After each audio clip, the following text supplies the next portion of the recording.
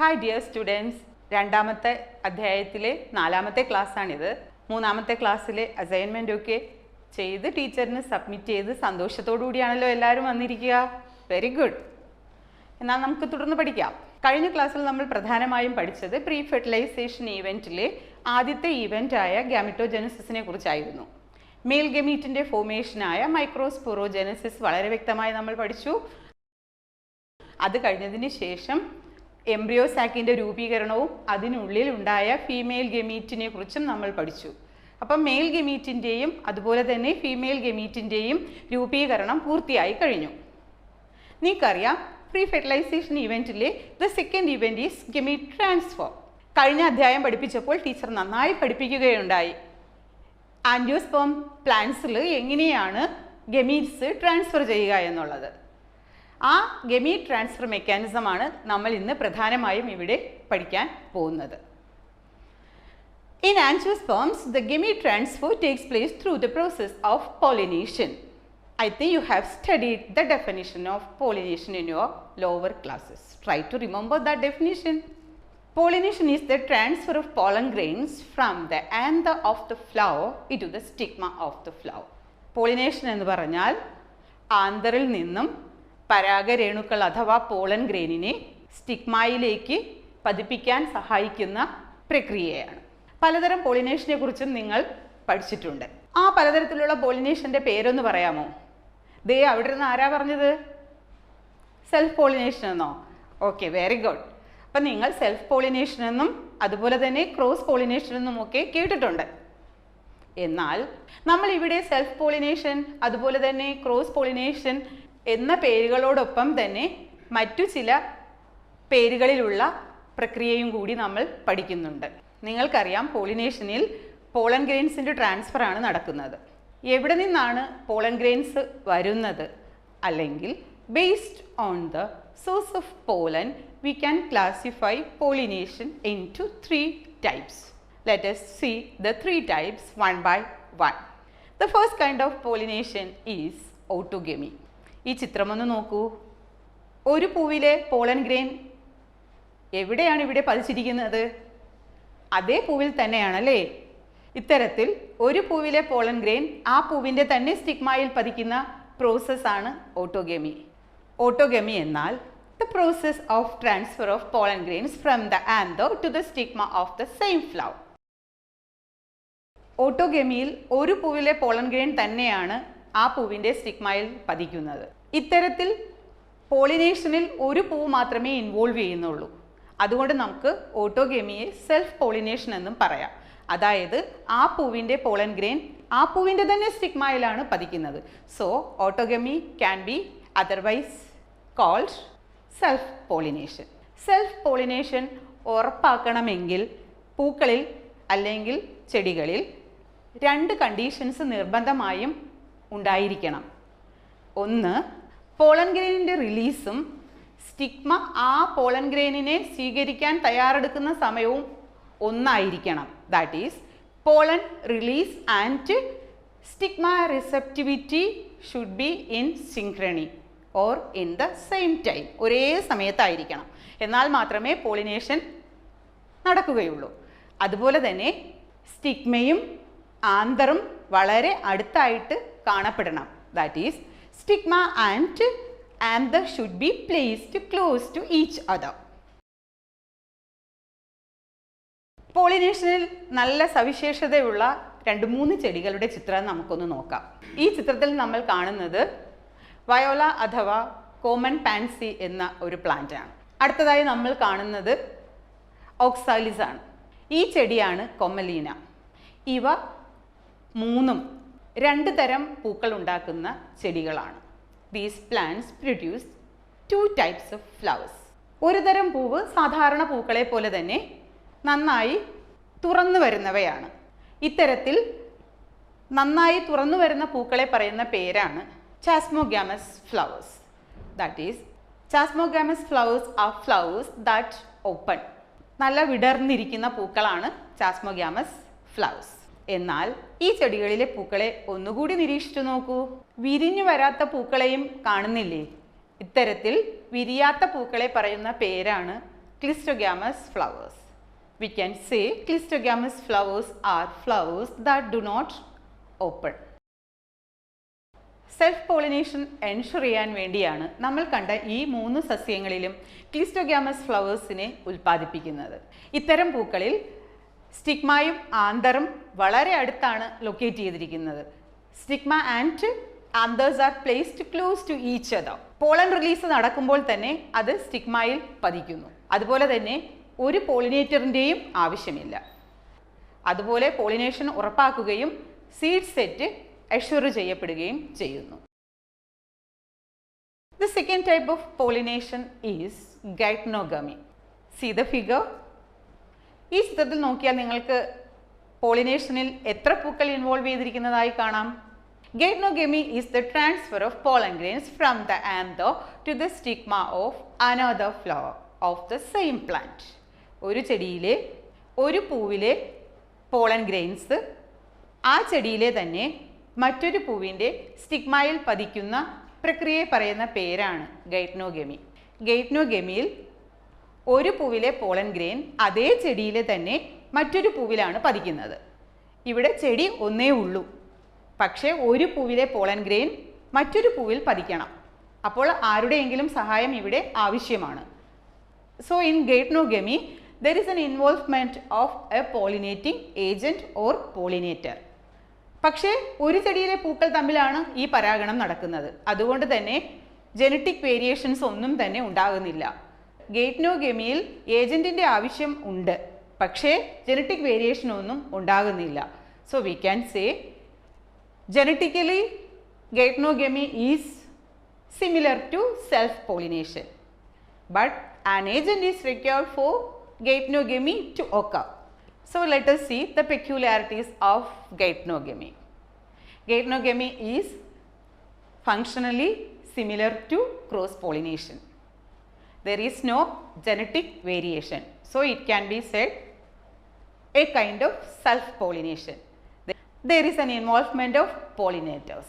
The next type of pollination is xenogamy.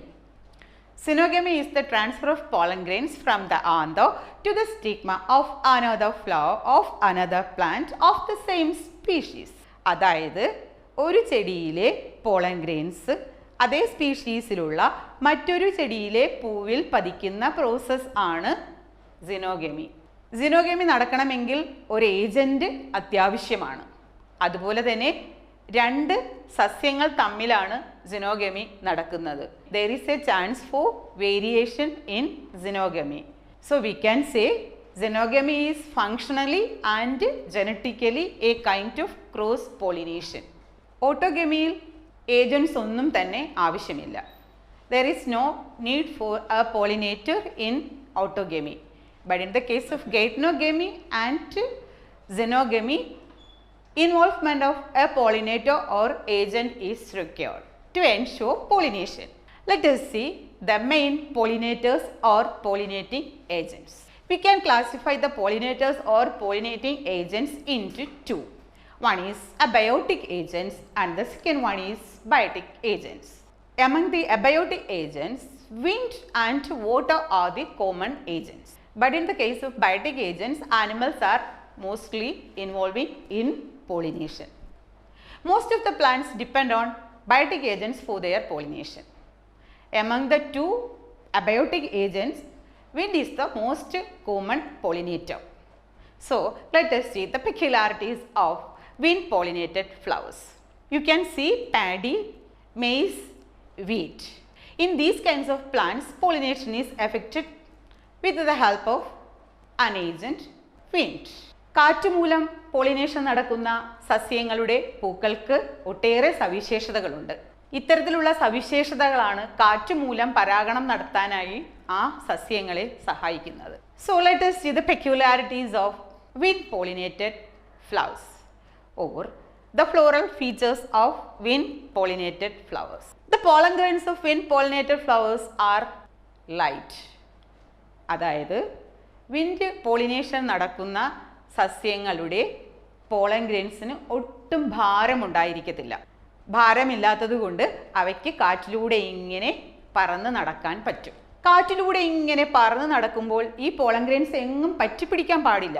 പറ്റിപ്പിടിച്ചു കഴിഞ്ഞാൽ ആ pollen ഗ്രെയിൻസിന് ലക്ഷ്യസ്ഥാനത്ത് എത്താൻ പറ്റത്തില്ല. അതുകൊണ്ട് the pollen grains of wind pollinated flowers are non sticky. എങ്ങും പറ്റിപ്പിടിക്കാത്ത തരത്തിലുള്ളവയായിരിക്കും. ഇത്തരം പൂക്കളുടെ സ്റ്റേമൻസ് നന്നായി പുറത്തേക്ക് തള്ളി നിൽക്കുന്നവയാണ്. That is, the stamens are well exposed, or we can say well exposed stamens are the characteristic feature of wind pollinated flowers. Stigma വലുതും തൂവൽ പോലുള്ളതുമാണ്. അപ്പോൾ കാറ്റത്ത് നന്നായിട്ട് ആടി നിൽക്കുകയും കാറ്റിലൂടെ പറന്നു വരുന്ന പോളൻ ഗ്രെയിൻസിനെ സ്വീകരിക്കാൻ പറ്റുകയും ചെയ്യും. The stigma of wind pollinated flowers are large and feathery. മിക്കവാറും പൂക്കളൊക്കെ ചെറുതായിരിക്കും. അതുകൊണ്ട് തന്നെ അവ ഒരു പൂങ്കുലയായിട്ടാണ് കാണപ്പെടുന്നത്. The flowers are small and are arranged into an inflorescence. Wind pollination നടക്കുന്ന പൂക്കളുടെ ഓവറിയിൽ ഒരു ഓവ്യൂൾ ആയിരിക്കും കാണുന്നത്. So in wind pollinated flowers there is only one ovule in an ovary.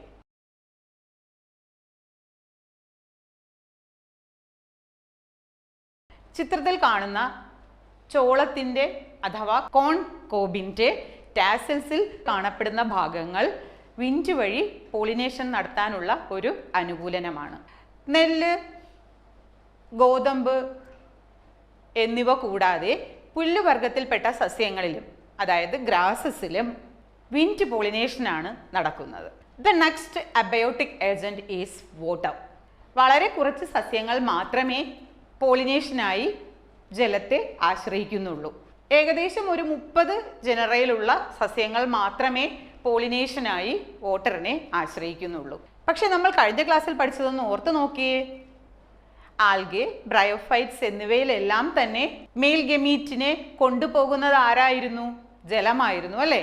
So in lower plants like algae, bryophytes and pteridophytes, water act as a medium for the transfer of male gamete. വെള്ളത്തിൽ വളരുന്ന 2-3 സസ്യങ്ങളുടെ പേര് പറഞ്ഞേ. Plants like water lily, water hyacinth and lotus are aquatic plants. ഈ ജലസസ്യങ്ങളിൽ ആരാണ് pollination നടത്തുന്നത്? ജലമാണല്ലേ? ആണോ? ചിത്രത്തിൽ നോക്കി ആരാ പോളിനേഷൻ നടത്തണേന്ന്? In these kinds of aquatic plants, pollination is facilitated by either insects or wind. അപ്പോൾ ഏതുതരം സസ്യങ്ങളിലായിരിക്കും ജലം പോളിനേഷൻ നടത്തുന്നത്? ഈ ചിത്രത്തിൽ നോക്കിയാൽ നിങ്ങൾക്ക് വാലിസ്നേറിയയും ഹൈഡ്രില്ലയും കാണാം. ഇത് രണ്ടും ശുദ്ധജലത്തിൽ വളരുന്ന 2 സസ്യങ്ങളാണ്. വീട്ടിൽ അക്വേറിയത്തിലൊക്കെ ഇടാറില്ലേ ഇതിനെയൊക്കെ? അപ്പം ഈ സസ്യങ്ങളിൽ in freshwater plants like Vallisneria and Hydrilla, pollination takes place through the agency of water. Let us see how pollination takes place in Vallisneria. Vallisneriaയിൽ എങ്ങനെയാണ് ജലമുഖേന പരാഗണം നടക്കുന്നതെന്ന് നോക്കാം. വാലിസ്നേറിയയുടെ ചിത്രത്തിൽ നിങ്ങൾക്ക് വളരെ നീണ്ട ഒരു പൂവിനെ കാണാൻ പറ്റും, അല്ലേ? വളരെ നീണ്ട തണ്ടുള്ള ഒരു പൂവിനെ കാണാൻ പറ്റും. This is the female flower of Vallisneria. വാലിസ്നേറിയയുടെ ഫീമെയിൽ ഫ്ലവറിന് വളരെ നീളമുള്ള ഒരു തണ്ടുണ്ട്. The female flower of Vallisneria has a long stalk and it reaches the surface of water. എന്നാൽ മെയിൽ ഫ്ലവേഴ്സ് ചെറിയ സ്റ്റോക്ക് ഉള്ളവയാണ്. അതിൽ നിന്നും ആ മെയിൽ ഫ്ലവേഴ്സ് വെള്ളത്തിലേക്ക് കൊഴിഞ്ഞു വീഴുന്നു. They reach female flower through water current and pollination is effected. In Vallisneria pollination takes place at the surface of water. ജലം മുഖേന പരാഗണം നടത്തുന്ന ഒരു കടൽ സസ്യമാണ് സൂസ്ട്ര. ഇത് സീഗ്രാസസ് വിഭാഗത്തിൽപ്പെട്ട ഒരു സസ്യമാണ്. വാലിസ്നേറിയയിൽ നിന്നും വളരെ വ്യത്യസ്തമാണ് സൂസ്ട്രയിലെ പരാഗണം. Let us see the pollination in Zostera. സൂസ്ട്രയിലെ ഫീമെയിൽ ഫ്ലവറിൻ്റെ തണ്ട് വളരെ ചെറുതാണ്. അത് വെള്ളത്തിൽ മുങ്ങിയ നിലയിൽ കാണപ്പെടും. എന്നാൽ മെയിൽ ഫ്ലവേഴ്സിൽ നിന്നും റിലീസ് ചെയ്യപ്പെടുന്ന പോളൻ ഗ്രെയിൻസ് വളരെ നീളമുള്ളവയും റിബൺ പോലുള്ളവയുമാണ്. ഈ പോളൻ ഗ്രെയിൻസ് വെള്ളത്തിനടിയിൽ വച്ച് സ്റ്റിഗ്മയിൽ പതിക്കുകയും പോളിനേഷൻ നടക്കുകയും ചെയ്യുന്നു. So in Zostera pollination takes place inside the water. നമ്മൾ വാലിസ്നേറിയയിലും സൂസ്ട്രയിലും വാട്ടർ വഴി എങ്ങനെയാണ് പോളിനേഷൻ നടക്കുന്നതെന്ന് കണ്ടു. എന്നാൽ പൊതുവായി പറയാൻ പറ്റുന്ന ഒരു പെക്യുലാരിറ്റി നമുക്ക് കാണാൻ കഴിഞ്ഞില്ല. The pollen grains of water pollinated flowers have a mucilaginous sheath to prevent getting wet. നനഞ്ഞ് അഴുകിപ്പോകാതിരിക്കുന്നതിനായി വഴുവഴുപ്പുള്ള ഒരു ആവരണം കൊണ്ട് സംരക്ഷിക്കപ്പെട്ടിരിക്കുന്നു. We have studied the peculiarities of wind pollinated flowers and water pollinated flowers. Now let us see the peculiarities of flowers which are pollinated by biotic agents.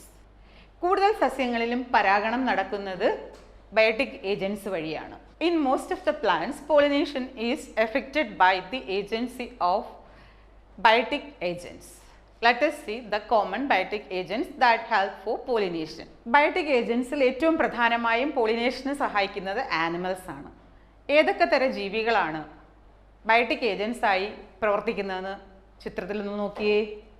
Bs, butterflies, flies, beetles, wasps, ants, moths, birds.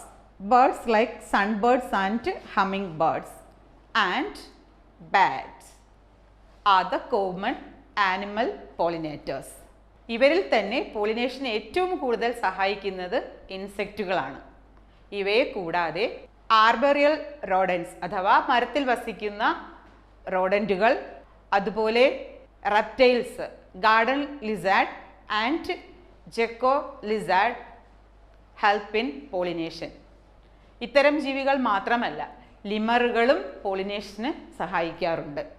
കാറ്റുമൂലം പരാഗണം നടക്കുന്ന സസ്യങ്ങളുടെയും ജലം മുഖേന പരാഗണം നടക്കുന്ന സസ്യങ്ങളുടെയും പൂക്കളുടെ സവിശേഷതകൾ നമ്മൾ കണ്ടു. ഇനി നമുക്ക് ഇൻസെക്ട്സ് മൂലം പോളിനേഷൻ നടക്കുന്ന സസ്യങ്ങളുടെ പൂക്കളിലുള്ള സവിശേഷതകൾ നോക്കാം. The common floral features of insect pollinated flowers. ഇൻസെക്റ്റുകൾക്ക് പറന്നു പോകുമ്പോൾ പൂവിനെ കാണണം, അതുകൊണ്ട് പൂക്കൾ വലുതായിരിക്കും. The flowers are large. അതുപോലെ തന്നെ ഇൻസെക്റ്റുകളുടെ കണ്ണിൽ പെടുന്നതിനായി അവ നല്ല വർണ്ണപ്പകിട്ടാർന്നവയും ആയിരിക്കും. That is, the flowers are colorful. ഈ പൂക്കളിൽ ഇൻസെക്റ്റ് വരുന്നത് എന്തിനു വേണ്ടിയായിരിക്കും? തേൻ കുടിക്കാൻ വേണ്ടിയായിരിക്കും അല്ലേ? അപ്പം അവയുടെ പൂക്കളിൽ എന്തുണ്ടാകും? The flowers have nectar. അതുപോലെ ഇൻസെക്ട്സ് പറന്നു പോകുമ്പോൾ പൂവ് ഇവിടെ ഉണ്ടെന്ന് ഇൻസെക്ട്സിന് അറിയണം, അതുകൊണ്ട് they produce fragrance. In some plants the flowers are very small. അപ്പം അങ്ങനെ ആവുമ്പോൾ ആ ചെറിയ പൂക്കളെ ഇൻസെക്റ്റുകൾക്ക് കാണാൻ പറ്റത്തില്ല. അപ്പോൾ അവ എന്ത് ചെയ്യും? The small flowers are packed into an inflorescence. The pollen grains of insect pollinated flowers are sticky in nature. അതുകൊണ്ട് തന്നെ ഇൻസെക്റ്റുകൾ ഒരു പൂവിൽ നിന്നും മറ്റൊരു പൂവിലേക്ക് പോകുമ്പോൾ അവയുടെ ദേഹത്ത് പറ്റിപ്പിടിച്ച് ഈ പോളൻ ഗ്രെയിൻസിന് ഇരിക്കാൻ പറ്റും. ഇൻസെക്റ്റ് മൂലം പരാഗണം നടക്കുന്ന എല്ലാ പൂക്കളും സുഗന്ധമുള്ളവയാണോ? ചില പൂക്കളിൽ ദുർഗന്ധവും ഇല്ലേ? പ്രാണികൾ എന്തിനാണ് പൂവ് സന്ദർശിക്കുന്നത്? എന്തെങ്കിലും കിട്ടാൻ വേണ്ടിയായിരിക്കും അല്ലേ? പ്രാണികൾ പൂക്കൾ സന്ദർശിക്കുമ്പോൾ പൂക്കൾ പ്രാണികൾക്ക് തേൻ കൊടുക്കുന്നു. പകരം ഇൻസെക്ട്സ് പൂക്കൾക്ക് പരാഗണവും നടത്തി കൊടുക്കുന്നു. So we can say the flowers offer reward in the form of nectar. എന്നാൽ ചില ചെടികളുണ്ട്, അവ റിവാർഡ് കൊടുക്കുന്നത് നെക്ടറിൻ്റെ രൂപത്തിലല്ല, മുട്ടയിടാൻ സ്ഥലമൊരുക്കിയാണ് റിവാർഡ് കൊടുക്കുന്നത്. അത്തരത്തിൽ മുട്ടയിടാൻ സ്ഥലമൊരുക്കി പ്രതിഫലം കൊടുക്കുന്ന ഒരു ചെടിയാണ് നമ്മുടെ ചേന. ചിത്രത്തിൽ നോക്കിയേ, വലിയ പൂവാണ് ചേനയുടേത്. ഏകദേശം 6 അടിയോളം ഉള്ള ഒരു പൂവാണ് ചേനയുടേത്. അതിനകത്ത് മുട്ടയിടാൻ വേണ്ടിയാണ് പ്രാണികൾ എത്തുന്നത്. അപ്പോൾ അതിൽ പോളിനേഷൻ നടക്കുകയും ചെയ്യും. So Amorphophallus provide space four laying eggs. ഇത്തരത്തിൽ മുട്ടയിടാൻ സഹായം നൽകുന്ന മറ്റൊരു ചെടിയുമുണ്ട്. എക്ക എന്നാണ് ആ ചെടിയുടെ പേര്. ചിത്രത്തിൽ നോക്കിയേ, എക്ക ചെടിയിൽ പോളിനേഷൻ നടത്തുന്നത് ഒരു മോത്താണ്, നിശാശലഭമാണ്. ഈ നിശാശലഭമില്ല എങ്കിൽ എക്കയിൽ പോളിനേഷൻ നടക്കില്ല. അതുപോലെ എക്ക ചെടി ഇല്ല എങ്കിൽ ഈ മോത്തിന് മുട്ടയിടാൻ സ്ഥലവും ലഭിക്കില്ല. രണ്ടുപേരും തമ്മിലുള്ള പരസ്പര സഹകരണത്തിലൂടെയാണ് അവർ രണ്ടുപേരും നിലനിൽക്കുന്നത്. The moth lays its eggs in the flower. മുട്ടയിടുന്നതിന് വേണ്ടി മോത്ത് എക്കാ ഫ്ലവറിൽ ഇങ്ങനെ പാറി നടക്കും. പോളിനേഷൻ നടന്ന് ഫ്രൂട്ട് ഉണ്ടാവുകയും ഫ്രൂട്ടിനുള്ളിൽ സീഡ് ഉണ്ടാവുകയും ചെയ്യുമ്പോൾ മോത്തിൻ്റെ മുട്ട വിരിഞ്ഞ് ലാർവ ഉണ്ടാവുകയും അത് പുറത്തേക്ക് പോവുകയും ചെയ്യുന്നു. ഇവിടെ നിശാശലഭമില്ല എങ്കിൽ എക്കാ പ്ലാന്റ് ഇല്ല. എക്കാ പ്ലാന്റ് ഇല്ല എങ്കിൽ നിശാശലഭവും ഇല്ല. അപ്പം പ്രകൃതിയിൽ ഓരോ ജീവിയും എങ്ങനെയാണ് പരസ്പര ആശ്രയത്വത്തോടുകൂടി ജീവിക്കുന്നു എന്നുള്ളതിനുള്ള നല്ലൊരു ഉദാഹരണം കൂടിയാണ് ഇത്. ഓരോ ജീവിയുടെയും നാശം മറ്റു പല ജീവിയുടെയും നാശത്തിലേക്ക് വന്നു ചേരുകയും ചെയ്യും. ഇത്രയും സമയം നമ്മൾ വിവിധതരം പോളിനേറ്റേഴ്സിനെ കുറിച്ചും അവ പോളിനേഷൻ നടത്തുന്ന പൂക്കളുടെ സവിശേഷതകളെയും കുറിച്ചും പഠിച്ചു. ഈ അസൈൻമെൻറ്റും കൂടി കുറിച്ചെടുക്കുക.